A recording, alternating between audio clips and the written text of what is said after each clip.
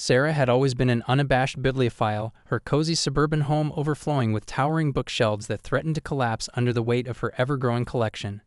But little did she know, her beloved library was about to become the center of a heated community clash. Sarah's passion for reading had blossomed at a young age when her parents would take her to the local library on weekends, letting her lose herself in the endless rows of books.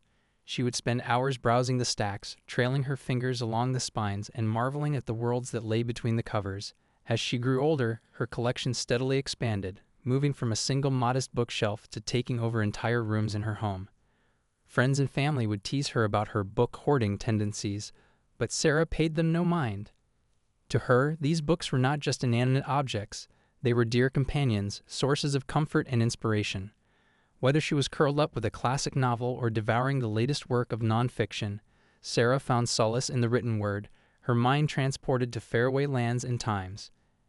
And so Sarah continued to fill her home, turning it into a veritable labyrinth of literary treasures. Towering stacks of hardcovers and paperbacks lined the walls, spilled out onto side tables, and even threatened to overtake the hallways. Her husband, Greg, would good-naturedly grumble about the lack of available floor space, but he knew better than to ask Sarah to part with any of her precious volumes. In fact, Greg was secretly quite proud of his wife's bibliophilic tendencies. He marveled at the way she could recall the most obscure literary references and how she would passionately debate the merits of different authors and genres. Whenever they entertained guests, Greg would eagerly show off Sarah's collection, watching with amusement as visitors' eyes widened in wonder at the sheer magnitude of it all.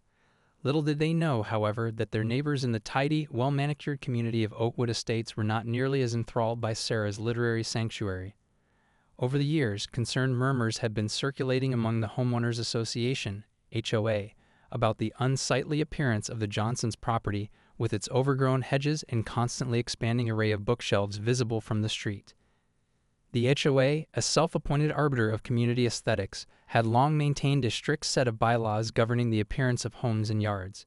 Neatly trimmed lawns, tasteful landscaping, and unobtrusive exteriors were the order of the day. Anything even remotely resembling eccentricity or individuality was strictly frowned upon. And so, as Sarah's collection grew, the HOA's disgruntlement simmered. Whispers turned to pointed glances, and eventually, official letters demanding that she bring her book problem under control. But Sarah had always been a determined and unapologetic sort, and she stubbornly refused to heed their warnings. "These books are a part of who I am," she would tell the HOA representatives, her eyes flashing with defiance. "I'm not going to just get rid of them because you find them unsightly." The HOA, unaccustomed to such brazen defiance, grew increasingly frustrated. They had dealt with wayward homeowners before, issuing fines and threatening legal action until compliance was achieved. But Sarah was unlike any resident they had encountered. Her passion for her books was unyielding, and she seemed utterly unbothered by their attempts at intimidation. And so the standoff continued, with neither side willing to back down. The HOA grew more forceful in their demands, while Sarah remained steadfast in her refusal to compromise. It was a battle of wills, with the fate of Sarah's beloved library hanging in the balance. Little did either side know, however, that the reverberations of this clash were about to extend far beyond the quiet confines of Oakwood Estates. For as the conflict escalated, Sarah's story was about to capture the imagination of a much wider audience, one that would ultimately determine the future of her cherished collection. One unusually warm autumn afternoon, Sarah answered a sharp rap at her door to find two stern-faced representatives from the Homeowners Association, HOA, standing on her doorstep. With barely concealed disdain, they informed her that her excessive book collection was in clear violation of the community's bylaws and that she had a mere 30 days to remove the eyesore from her property. Sarah felt a surge of panic as the gravity of the situation set in. For years she had passionately defended her right to fill her home with the books she loved, brushing off the HOA's increasingly aggressive warnings. But now, confronted with the threat of fines and potential eviction, the reality of the conflict hit her like a punch to the gut. "This can't be happening," she murmured, her mind racing as she desperately tried to process the HOA's ultimatum. Surely there had to be some way to reason with these inflexible bureaucrats, to make them understand the profound personal significance of her beloved library. But the HOA representatives showed no signs of wavering. Their expressions remained cold and unyielding as they reiterated the community's strict bylaws, making it clear that Sarah's refusal to comply would leave them no choice but to take legal action. "You have 30 days to remove all of these books from your property," one of them stated, his tone laced with a hint of triumph.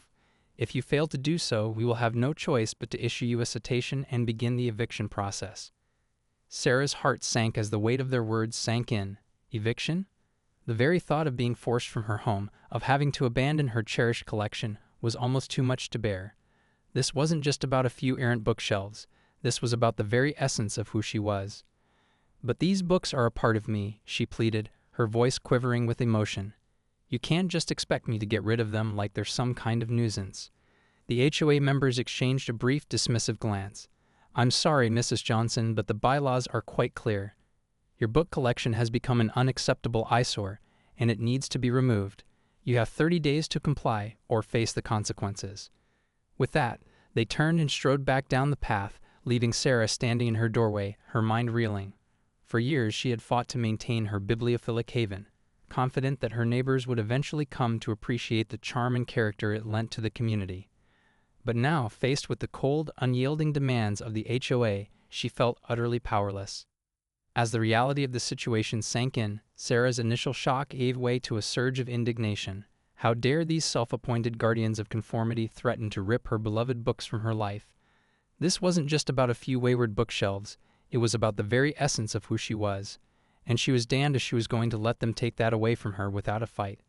Steeling her resolve, Sarah closed the door and turned her attention to her library, her gaze sweeping across the towering shelves with a renewed sense of purpose.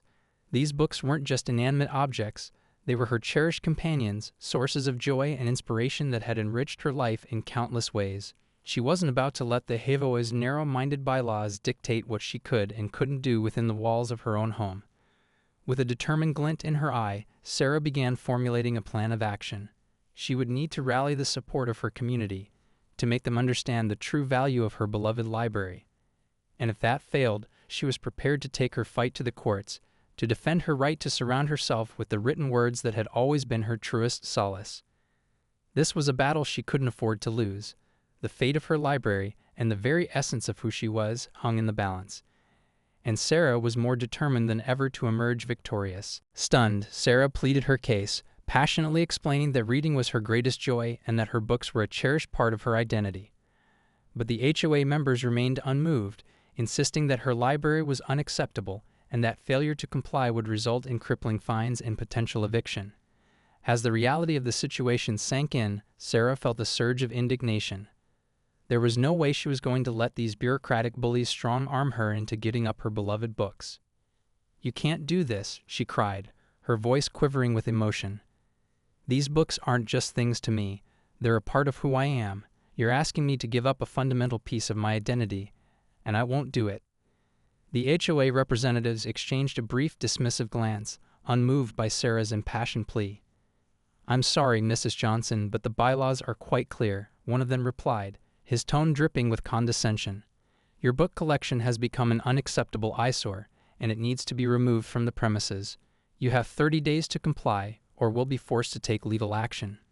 Sarah felt her blood boil as the full weight of their ultimatum sank in. Legal action? Fines? Eviction? The very thought of having to abandon her cherished collection, of being cast out of the home she had so lovingly curated, was almost too much to bear. "This is ridiculous," she shot back, her eyes narrowing in defiance. "You're telling me that my books, my sources of joy, comfort, and inspiration, are somehow an eyesore that needs to be erased? Well, I got news for you. I'm not going anywhere. These books are a part of me, and I'll be damned if I let you take them away." The HOA representatives seemed taken aback by the intensity of Sarah's response, but they quickly regained their composure. "Mrs. Johnson, we understand that this is difficult for you, but the decision has been made.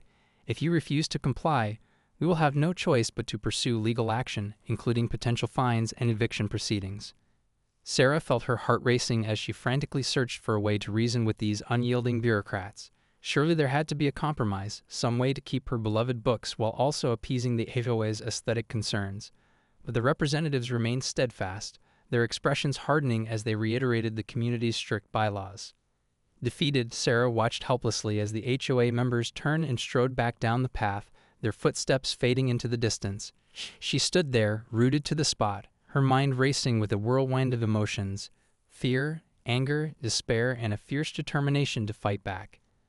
As the reality of the situation sank in, Sarah felt a surge of resolve. There was no way she was going to let the HOA strong-arm her into giving up her books without a fight. These weren't just inanimate objects to her, they were a vital part of her identity, a reflection of her deepest passions and interests. And she was more determined than ever to defend them, no matter the cost. Stepping back inside, Sarah began pacing the floor of her library, her gaze sweeping across the towering shelves that lined the walls.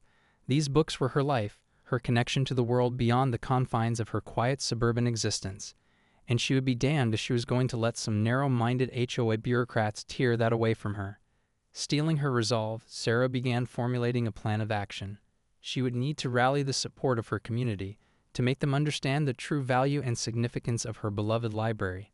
And if that failed, she was prepared to take her fight to the courts, to defend her right to surround herself with the written words that had always been her truest solace. This was a battle she couldn't afford to lose.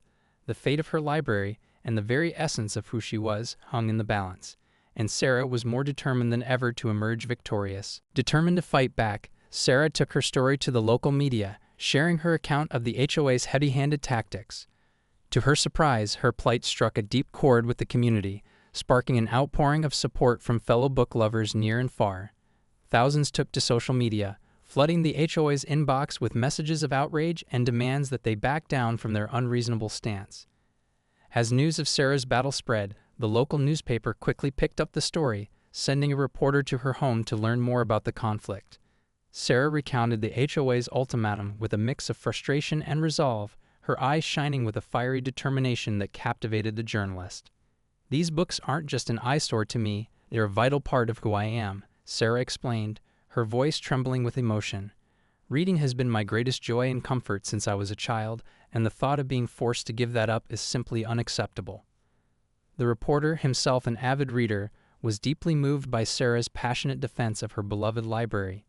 He could see the profound personal significance these books held for her, and he knew that this was a story that needed to be told. Within days, the article was published, splashed across the front page with a striking photo of Sarah standing amidst her towering bookshelves.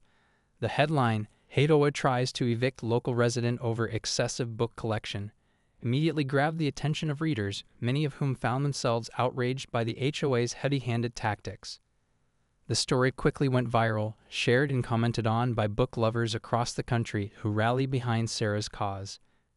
Thousands took to social media, flooding the HOA's inbox with messages of support and demands that they reconsider their position. "How dare they try to take away this woman's books?" One commenter wrote, "Reading is a fundamental human right, and her collection is clearly a source of joy and fulfillment. The HOA should be ashamed of themselves for even considering this ridiculous action." Another added, "This is an assault on the very essence of what it means to be a bibliophile. Sarah's books are not just eyesores, they're reflections of her passions, her interests, and her identity. The HOA needs to back off and let her live her life in peace." The outpouring of support was overwhelming, and it soon became clear that the HOA had grossly underestimated the depth of feeling that Sarah's story would evoke. Faced with a growing public relations nightmare, the association's members began to waver, unsure of how to proceed in the face of such passionate outcry. Sarah, meanwhile, watched in awe as her story resonated with people across the country. She had never imagined that her modest library would garner such widespread attention. But deep down, she knew that this was about more than just her own personal battle. This was a fight for the right of all book lovers to surround themselves with the written word, to find solace and inspiration in the pages of their cherished volumes. With a renewed sense of purpose, Sarah continued to share her story, granting interviews and using social media to rally even more support. She knew that the road ahead would be a difficult one, but she was more determined than ever to emerge victorious, not just for herself, but for all those who cherished the power of the written word. As the pressure on the HOA mounted, it became clear that this was no longer just a local dispute, but a larger cultural clash that was playing out in the national spotlight. And Sarah, the unassuming suburban bibliophile, found herself at the center of a movement that was quickly gaining momentum. The fate of her beloved library hung in the balance, but Sarah was more resolute than ever. This was a fight she couldn't afford to lose, not just for herself, but for the very soul of her community, and for all those who shared her deep and abiding love of books. As Sarah's story went viral, her small-town library found itself inundated with book donations from across the country. Boxes upon boxes of new titles began arriving at her doorstep, overwhelmed by the generosity of strangers who wanted to show their solidarity with this impassioned defender of the written word. Sarah watched in awe as her cozy collection transformed into a sprawling literary sanctuary, spilling out from the shelves and adding a vibrant new energy to her home. The outpouring of support was nothing short of staggering.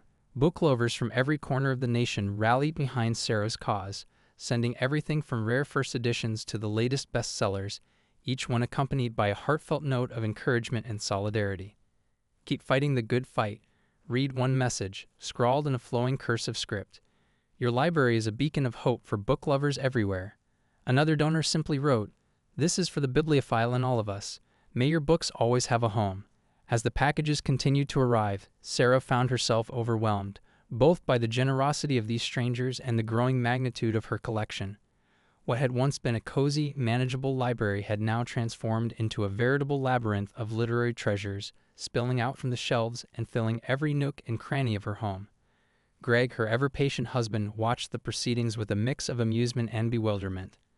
"I always knew your book collection was, impressive," he chuckled, "but I didn't realize it was going to take over the whole house." Sarah couldn't help but laugh, even as she carefully catalogued each new arrival. "Well, you know what they say, you can never have too many books," she quipped, her eyes sparkling with a renewed sense of purpose.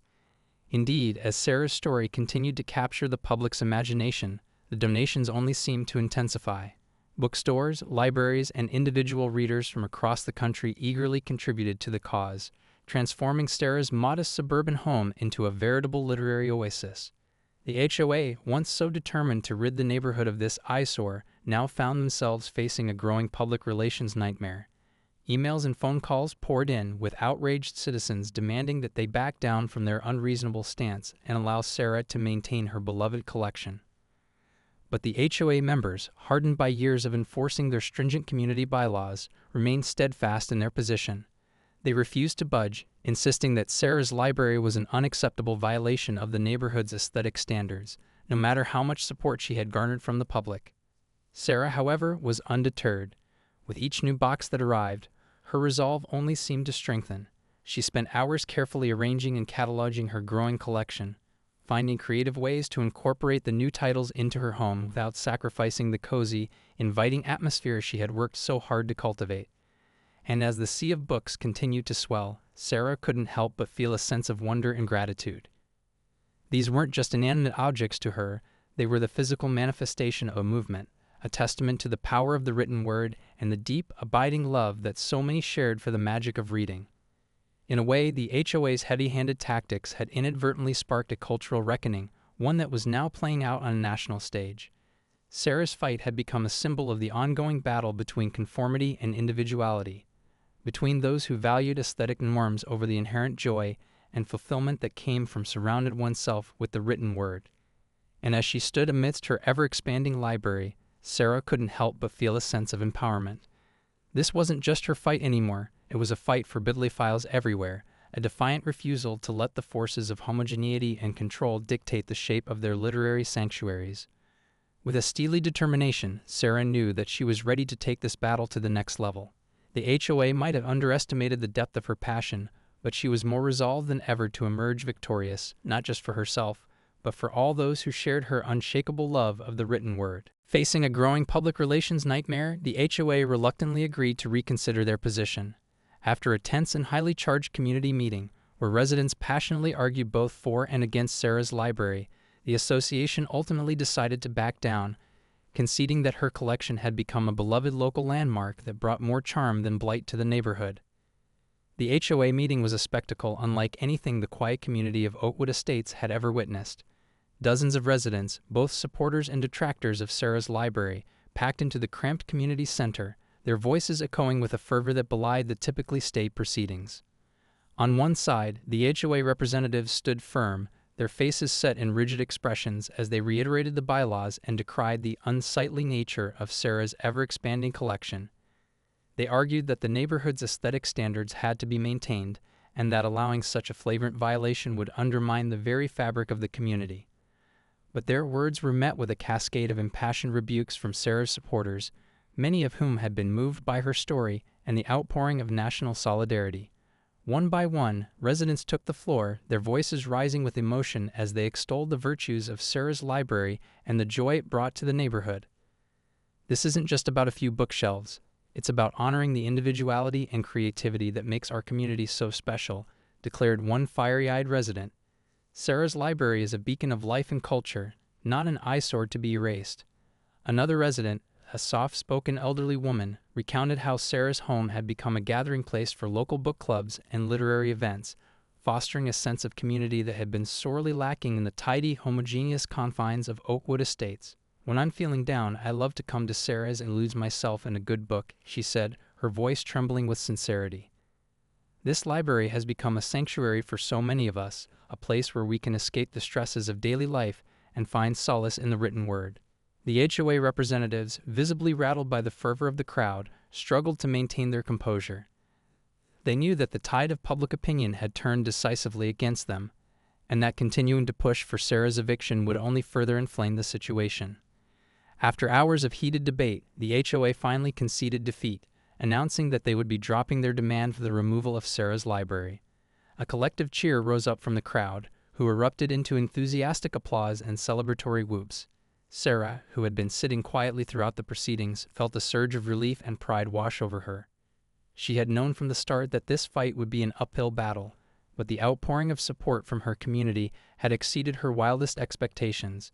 These were her neighbors, her friends, and they had rallied to defend the very essence of what made her home a cherished part of Oakwood Estates. As the meeting adjourned, Sarah found herself surrounded by a sea of well-wishers, their faces alight with joy and admiration.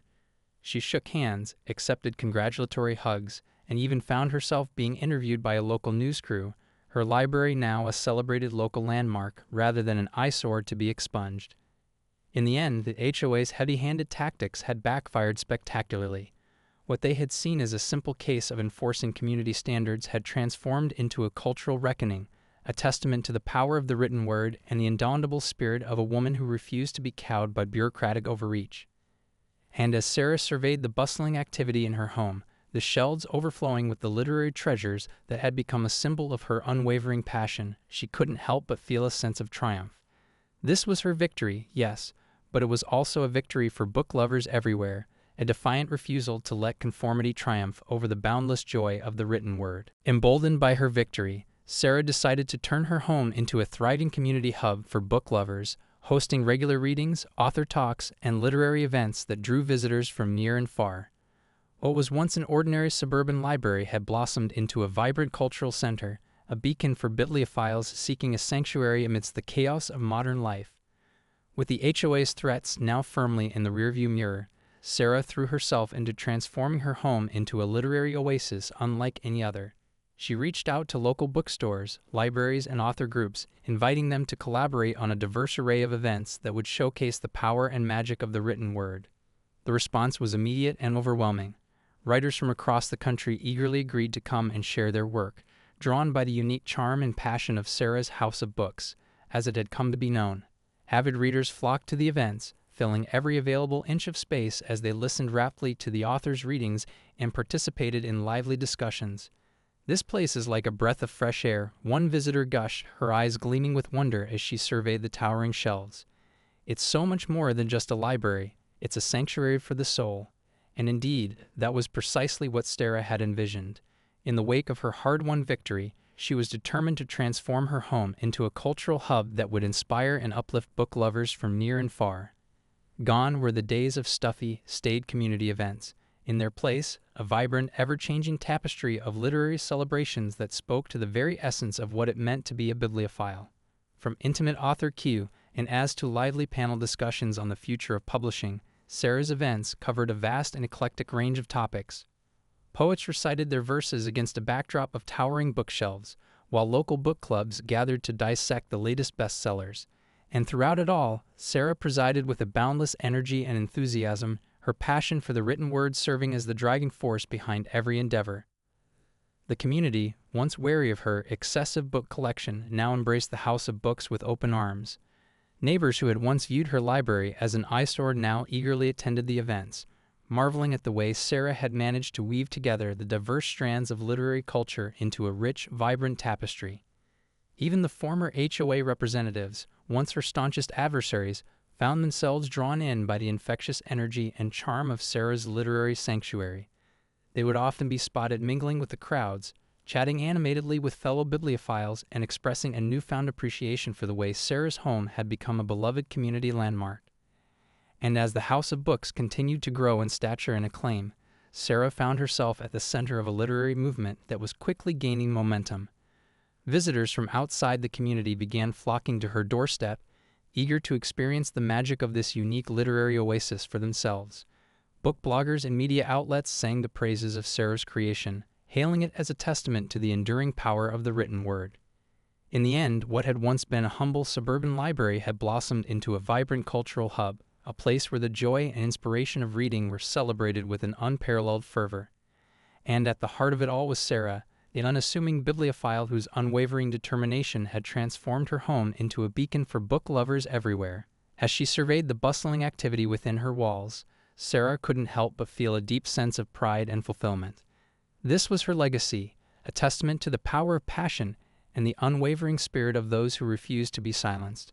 And she knew, with a certainty that burned brighter than ever, that her battle had been worth every hard-won moment. Today, Sarah's home is a celebrated landmark, known far and wide as the House of Books. Her once humble collection has become a testament to the power of passionate people and the enduring, transcendent magic of the written word. And whenever Sarah looks around at the sea of books that fill her home, she can't help but smile, grateful that she had the courage to stand up for her beloved library and win. The transformation of Sarah's home into a beloved literary sanctuary has been nothing short of astonishing. What was once an ordinary suburban abode has now become a destination for book lovers from all walks of life, drawn by the infectious energy and unbridled enthusiasm that permeates every nook and cranny. Visitors arrive from near and far, their eyes widening in wonder as they step through the front door and find themselves immersed in a veritable labyrinth of literary treasures. Towering bookshelves line the walls, their shelves sagging under the weight of thousands of volumes, each one a cherished companion in Sarah's ever-expanding collection. But the House of Books is so much more than just a repository for books. It's a vibrant, living, breathing hub of literary culture, a place where the power and magic of the written word are celebrated with an unparalleled fervor. On any given day, one might find a celebrated author holding court in the living room, captivating a rapt audience with readings and insights into their creative process, or perhaps a lively book club gathering in the sun-drenched sunroom, their voices animated as they delved into the nuances of a beloved classic. And at the center of it all is Sarah, her eyes sparkling with a boundless energy and enthusiasm as she welcomes each new visitor into her literary sanctuary. She delights in sharing the stories behind her cherished volumes, recounting how she came to acquire a rare first edition or the personal significance of a beloved dog-eared paperback. But Sarah's mission extends far beyond simply sharing her love of books. She sees the House of Books as a catalyst for a broader cultural awakening, a place where the transformative power of the written word can be celebrated and shared with the world. Reading isn't just a hobby for me, it's a way of life, she often tells her guests, her voice brimming with conviction. And I want this place to be a beacon for book lovers everywhere, a reminder that the magic of the written word is alive and thriving even in the face of homogeneity and conformity. And indeed, the House of Books has become just that, a sanctuary for the bibliophilic soul, a respite from the chaos and stresses of the modern world. Visitors leave the property feeling invigorated, their minds alight with new ideas and perspectives, their hearts filled with a renewed sense of wonder and appreciation for the power of the written word. As the years have passed, Sarah's library has only continued to grow, expanding both in size and in cultural significance. Scholars, authors, and literary enthusiasts from around the globe make the pilgrimage to Oakwood Estates, eager to immerse themselves in the unique atmosphere of this literary oasis. And for Sarah, the journey has been nothing short of exhilarating. She remembers the dark days of her battle with the HOA, the fears and doubts that had threatened to overwhelm her. But in the end, her unwavering determination and the outpouring of support from her community had carried the day, transforming her beloved library into a celebrated landmark that had become a source of immense pride and inspiration. As she stands amidst the towering shelves, her fingers tracing the spines of her cherished volumes, Sarah can't help but feel a profound sense of gratitude. This wasn't just her victory. It was a victory for book lovers everywhere, a defiant refusal to let conformity and bureaucratic overreach triumph over the boundless joy and transcendent magic of the written word. And in that moment, Sarah knows that her library will endure, a testament to the power of passion and the indomitable spirit of those who refuse to be silenced. For as long as there are those who cherish the written word, the House of Books will stand as a beacon, a shining example of what can be achieved when we have the courage to fight for the things we hold most dear.